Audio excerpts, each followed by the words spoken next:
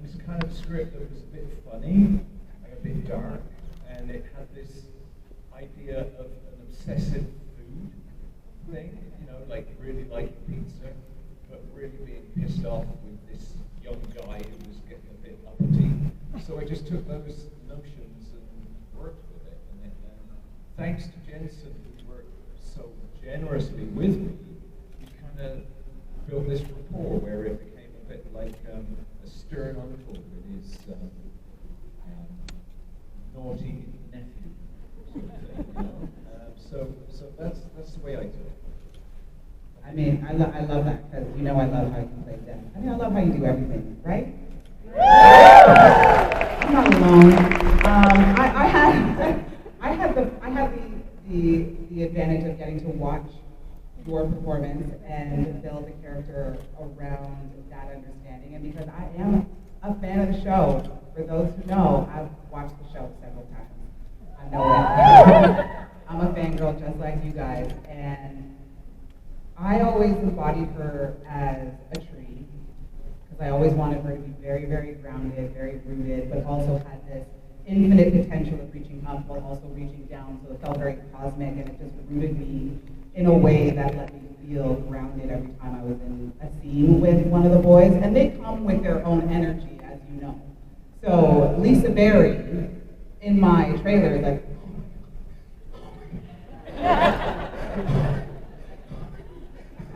you know, like just having a panic attack in the best way. And then I have to get on set, and so I needed to know the very distinct difference between how Lisa Berry acts and how Billy acts. And so having the image of a tree, having that stability helped me kind of settle my nerves, ground me in a real way, and then I was able to do the show. Great question.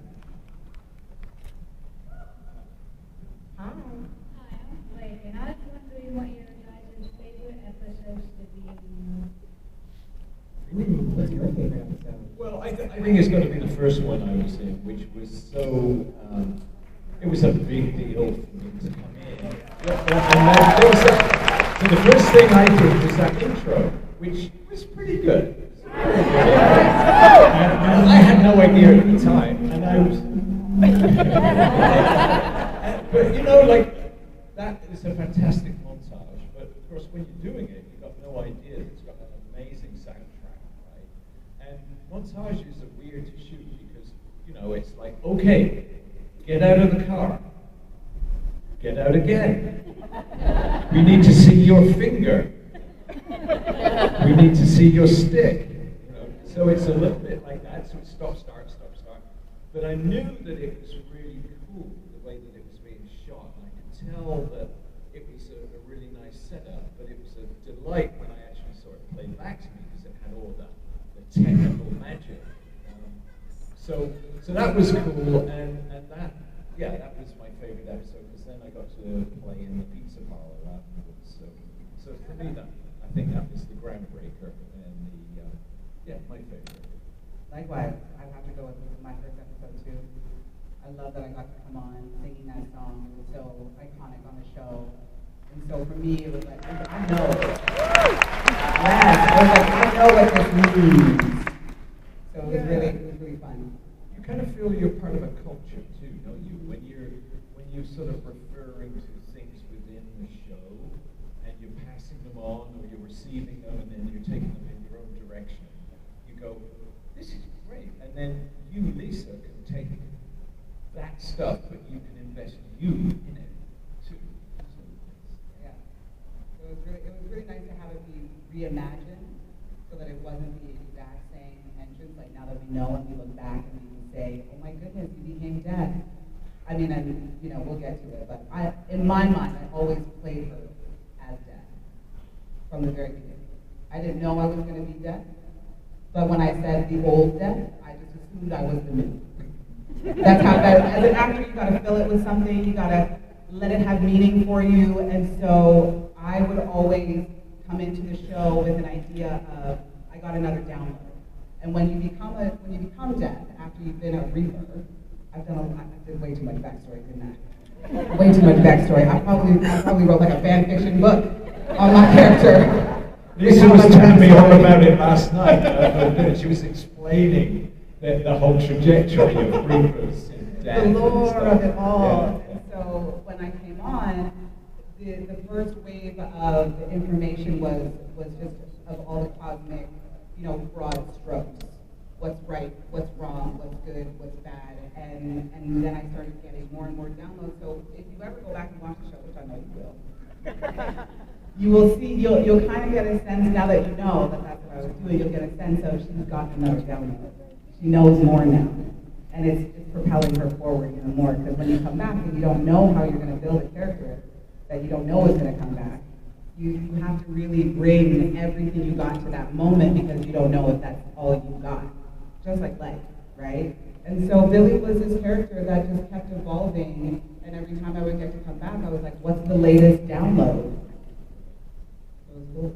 So, can I take it to another question to you? Because this is a really cool topic, and I never get the chance to sort of share this, right? So, for me, playing a character like that, obviously, like I just said, you take a script, you take the knowledge of the show, you create your own logic, etc., and then you serve the story, right? But also, you can't help it, but you bring you into the character, even though you're not trying to, but you do. You bring your influences, you bring your heroes, you bring your favorite episodes from other shows that you watch. And I'm far enough away from the show now to look back, and I talk to fans about influences on my career, and I realized without even knowing that I was actually channeling some of my heroes from the 60s, because when I was a kid in England growing up, I used to watch Hammer Horror, and the heroes of Hammer Horror were Peter Cushing, Christopher Lee, Donald Pleasance, those guys, very old, formal white guys walking around in suits, very elegant, but very sort of creepy but in a very elegant way. And I didn't realize it, but I think when I knew I had to play a Grim Reaper, that was who I was channeling. And I wondered if there's anybody that you kind of like, either you consciously or unconsciously look to when you're playing a character like Billy. Is there anyone? I always embody my mother in a lot of things, because she's the strongest woman I know. So anytime a character I have needs to have strength, I pull from that. So it's personal. So it's super rather personal. than like somebody that you see as a hero or heroine growing up. Yeah, I'm one of those people who likes to tap into their DNA and their ancestors. I'm always like, oh, for me, give me the wisdom of my ancestors. I'm that kind of person. So Yeah. I like to try and channel the energy and the essence of where I came from.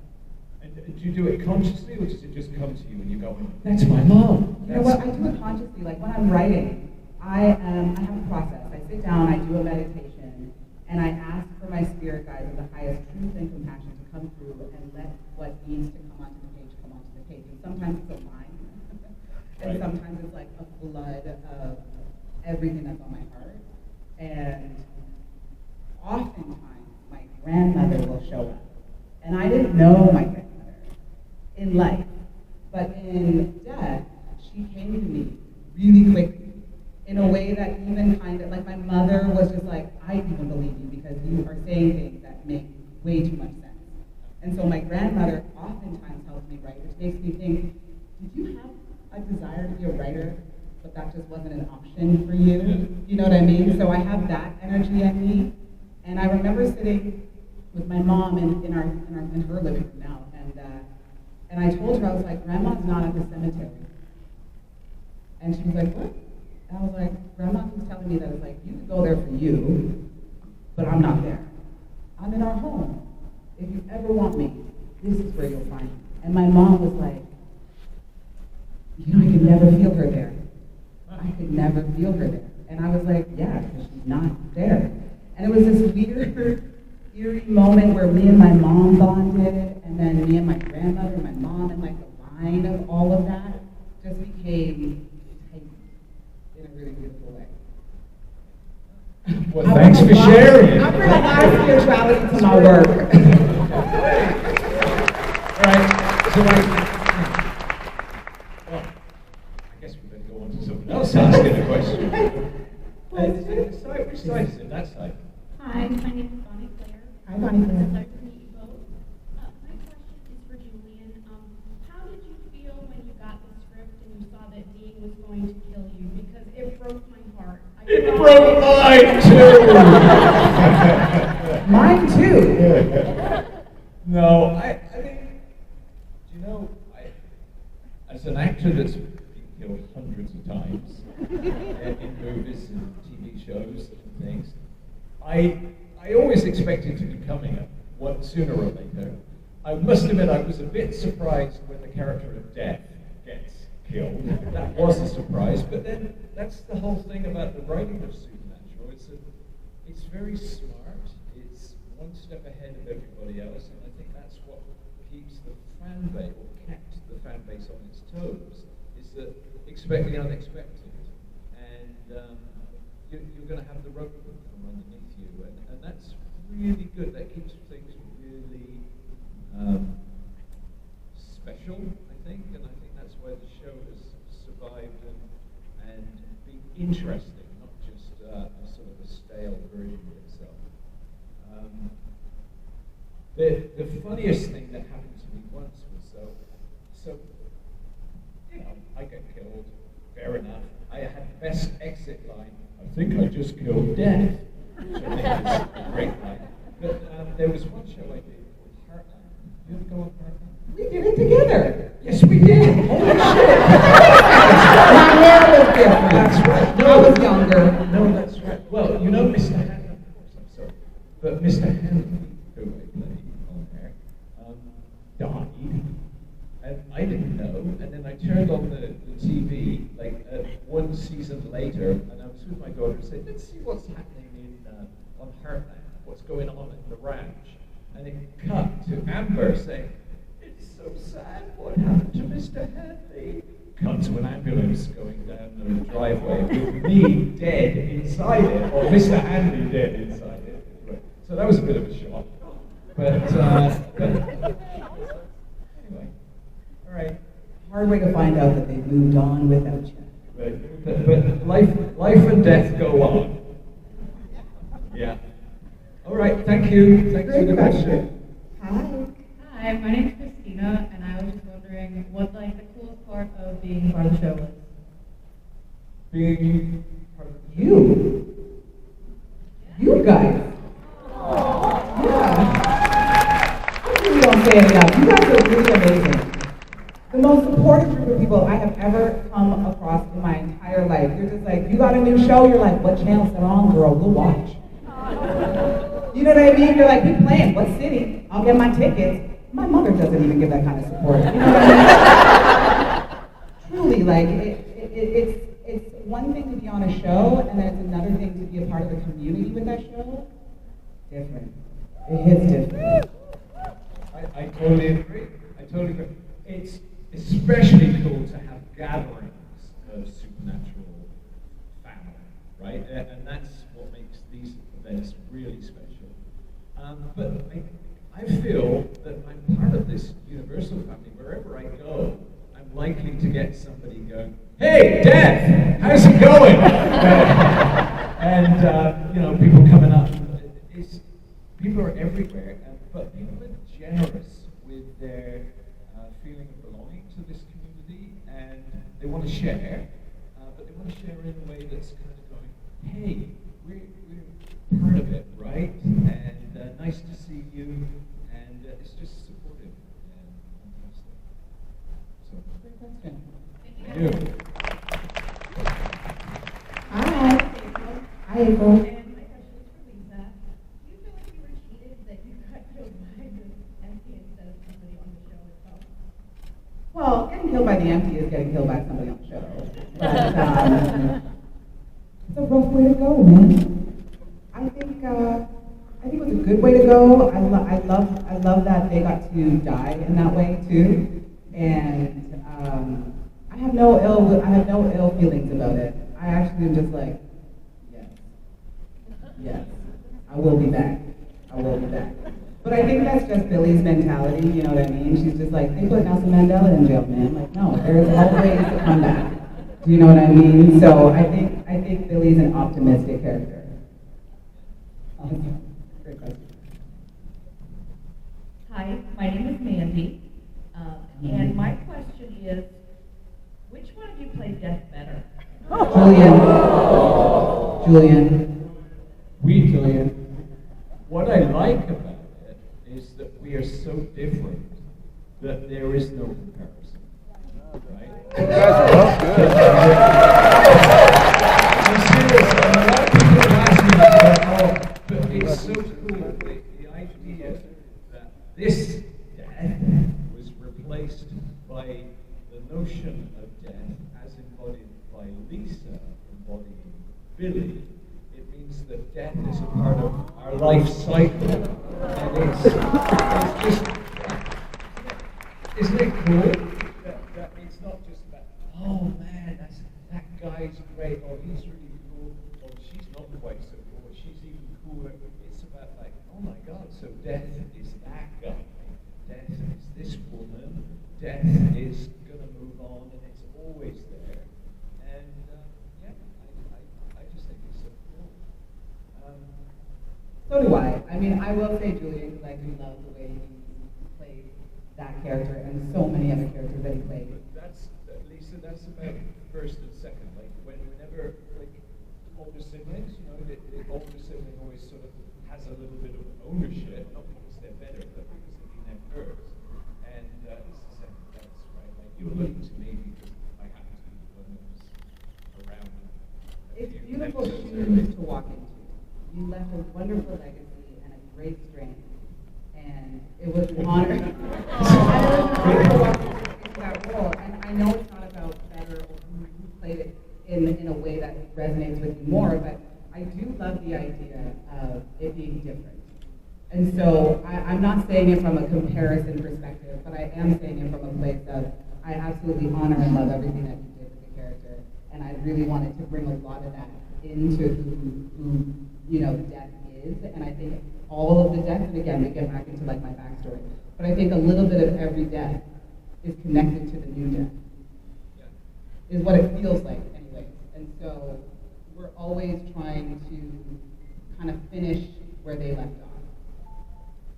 So it has that lineage feel, but I do appreciate that it's just different, not better. Right. Wow. I've waited for this for so long. Thank you. Great question. Hi.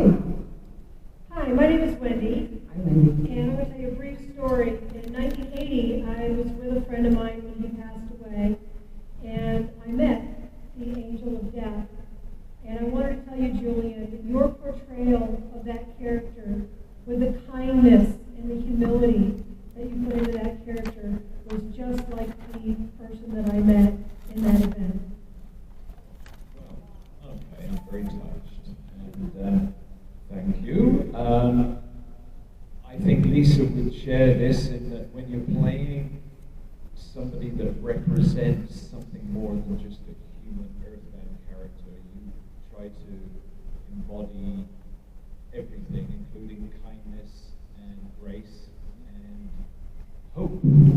So that if you're playing a character named Death, you're not just, it's about possibility and about rebirth. It's not just about being a bad guy that's going to get you. Because death, we need death in order to do life. So if I've done that, if Lisa's done that, then you know that's what's important. You're both really awesome. Thank you. Thank you very much.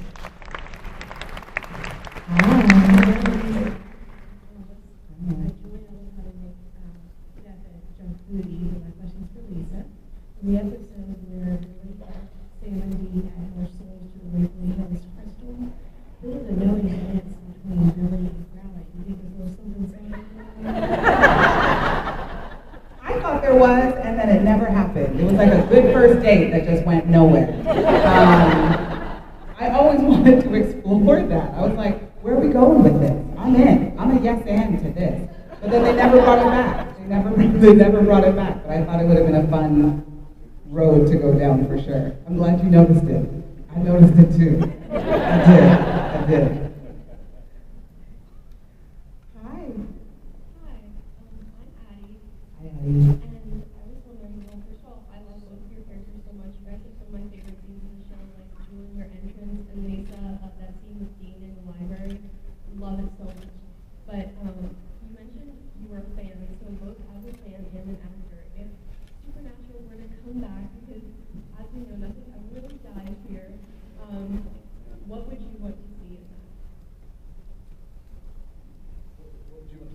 see. What would you want to see?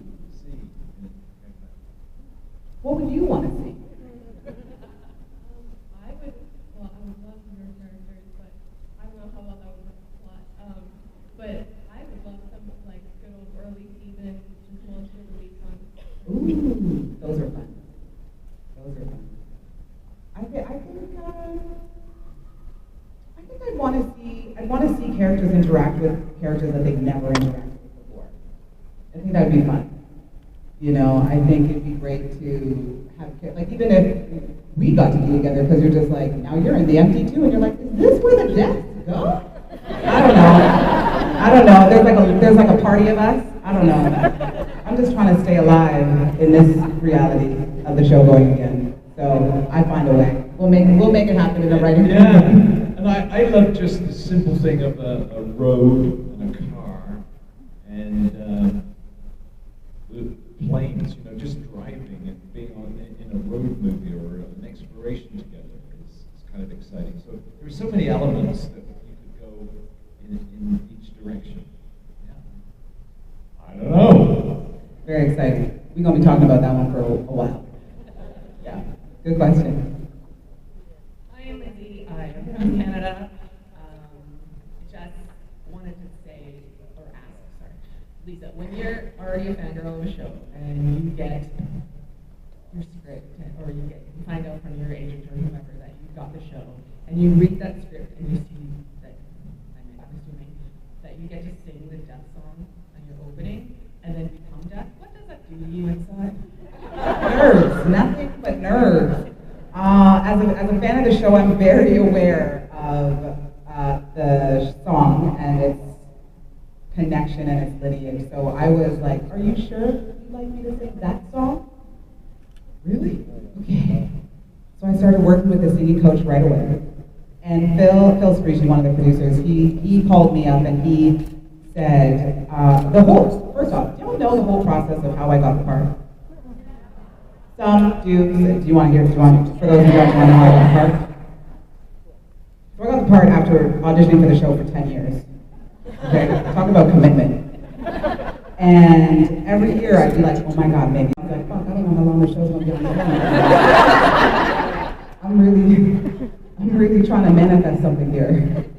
And then I'd auditioned in Vancouver, and two aisles, girls on either side were auditioning for the part of the witches who are going to work with Rowena. And Jensen's running behind, and we're all sitting down like this. And he comes to the door and he walks down the line, and every girl, I shit you not, is like, and you can see the nerves. People started sweating.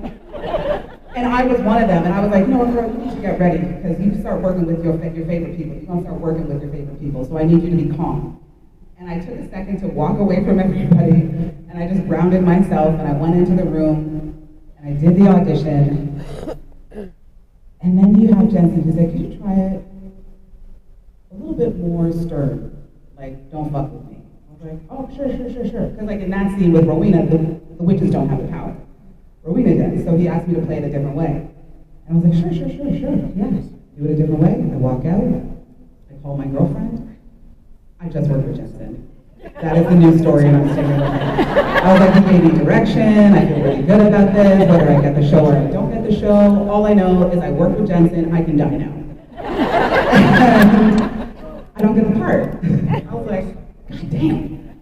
I was so sure of that one. And then my manager's called saying, Phil wants to talk to you. I was like, what? They have a part that they've written, and they think you'd be good for it. And I was like, oh, okay. They're like, it's one scene, we don't know if it's going to come back. I was like, okay, sure. 2 days later, could you sing as well? I was like, yeah. Can you send us a clip of you singing just so we can have it? I was like, oh, yeah, sure. You know? And they get the clip, and they're like, okay. And then I get the script, and I was like, are you fucking kidding me? Are you kidding me? So I went to town, and I got a coach, and I started singing. And he said, you only have to know the part that you're singing in the show. And I said, I'm going to learn the whole fucking song. And that's what you do. That's what you do. And so on the day of filming, they were like, hey, why don't you go into the recording booth and sing the whole song? And I was like, oh, sure, not a problem. I'm singing in like the privacy of this little booth, so I've got no nerves. I sing the song, and then I get a message from Bill being like, hey, this is going to drop. I just wanted you to get it first. And then I see that it's my song, my version of the song, on the trailer. I can die now. That's how that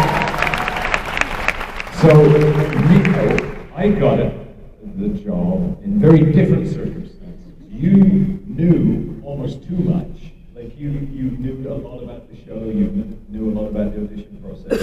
So I was asked to do a self-tape. And this was early days when you started to send things from a different city to Vancouver and put yourself on tape. But it was secret and it was just lines of dialogue. And I didn't know the context. I knew it was from this show called Supernatural, and that was it. So I read it and I put myself on a self-tape and I sent it away. Nothing. Well, you just move on, right? You just forget about it. And then I had a couple of jobs, and then I had a big job out west in the prairies, and I was focused on this job. I was like lead in a movie. And then my agent called and said, well, after you finish shooting that movie, you have to go to Vancouver because you actually got the role in that show called Supernatural. That one that you did the self-tape for, you know, oh yes, Pestilence. I auditioned for Pestilence. So that, I think at the time, what the only script that they had for the Four Horsemen of the Apocalypse was Pestilence. And they asked everybody to read, and then they kind of mixed and matched and figured out how they could get the four different horsemen. And they cast me as that. But that's my assumption anyway. So I arrived in Vancouver not knowing an awful lot about the show or even why I was there. So it's two completely different stories. I love that we have two totally different ways that we came to the same place. I love it so much. Great question. Okay. Hi. Hi. Hi, my name's Brooklyn, and I was wondering how you guys got into acting and if you have any advice. And also, Billy is the only character, or main character, that has made me cry the most on the show because of Castiel's loss. So, I love you guys. Oh, I love you. What advice do you have? I'm listening. How did I get into acting? I've always acted. I'm a middle child.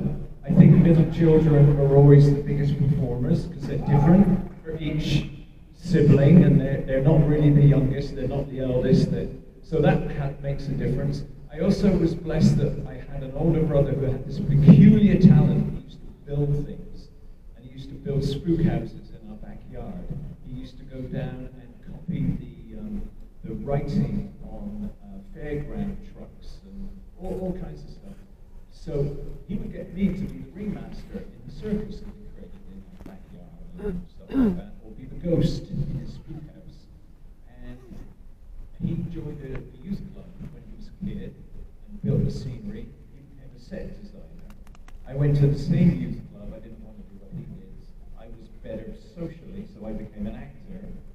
And then my younger brother went to the same youth club, and he became a lighting designer. And to me, it's just an indication that we're all creative, and if your parents or whoever it is open enough to channel that creativity at a certain age, you will blossom. And we were all really fortunate that my parents recognized the peculiar talent of my older brother, and three of us as a result have had professions in theater. Oh my God, I love that. It's so true. Because my mom was my momager, and she was the one who really encouraged me to do what I'm doing now. I wouldn't be doing it if not for her 100%. She can't sing, but she was my vocal coach for years and years, and all she would say to me is just be like, sing from your heart, girl. Just sing from your heart. And that's kind of what I try and do to this day. Like, it's the advice that I still keep. So it's like, perform from your heart and just never give up. That is truly the secret to success. Like, you want to know it? Here it is. Don't quit. Keep going. Because it's really just about sticking it out. And to keep doing it, right? Yeah. It's like a muscle, and you have to just keep using it. And maybe I don't know. Some people are a bit different. I'm the kind of actor that says, if somebody wants me to do something, I'll go, sure, I'll play, and I like doing it. I'm not kind of going, oh, I don't know if this is good for my career because this isn't the kind of role that normally people associate with me. I don't do that. Some people, that's more important to do it. But for me, I have a muscle. I love using that muscle. I do it as much as I can. Yeah, because it's like I love singing, but I was too scared to do it as a profession. So I worked endlessly on my speaking voice. Working through the range, working through everything, because I just love the work of it. And to this day, like you'll see, I'll literally wake up, drop my kid off at school, and be like, vocal session time! And I'll just do a whole bunch of vocal warm-ups, exercises, sing the shit out of something just because I can, and just use it, because it feels good to do it. Thanks. Good question. Hi. Hi, my name's Amanda. First off, Lisa, you're gorgeous. Always feel like I sometimes I saw you. But both deaths are so differently presenting and even the personality and how they interact with the voice with everyone else. And I know you said you think a little bit of each death is left over in the next one. And I know Billy always had a love-hate relationship with the boys and how they keep dying from that. But what I want to know is, she seemed to have such a switch, such anger when she became deaf, that she had just like one track mind, this is what's going to happen. And I wonder if a lot of her switch and her anger came from Julian's death, of how he was killed by someone he was trying to help. Yes, girl. Because you gotta understand, again, the backstory. I was always there. Every scene that you had, like I remember going back and watching them specifically and being like, you're right there, bitch, you're right there. And I would look at it from the perspective of, how would I do it? But I can't say anything, I can't do anything. He's the boss. And when it happened, when it all went down, I just said to myself, you know, we're done with this. These deals end with this death. Because I now have the knowledge of all the other deaths who would make bargains. And, you know what I mean? You know when you're just like, I'm breaking the line, I'm breaking the chain, it ends with me? I think that's Billy's motivation. Good question.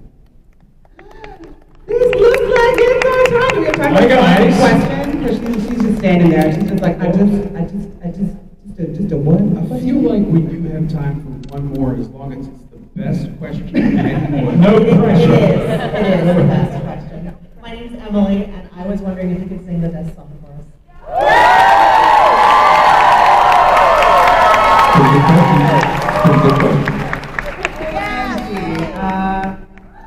I don't remember all the lyrics.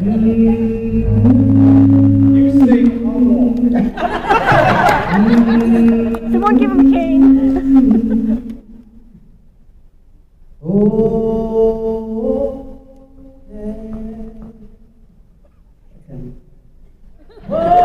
Dad, won't you spare me over another? But what is this that I can't see with that both hands taking hold on me?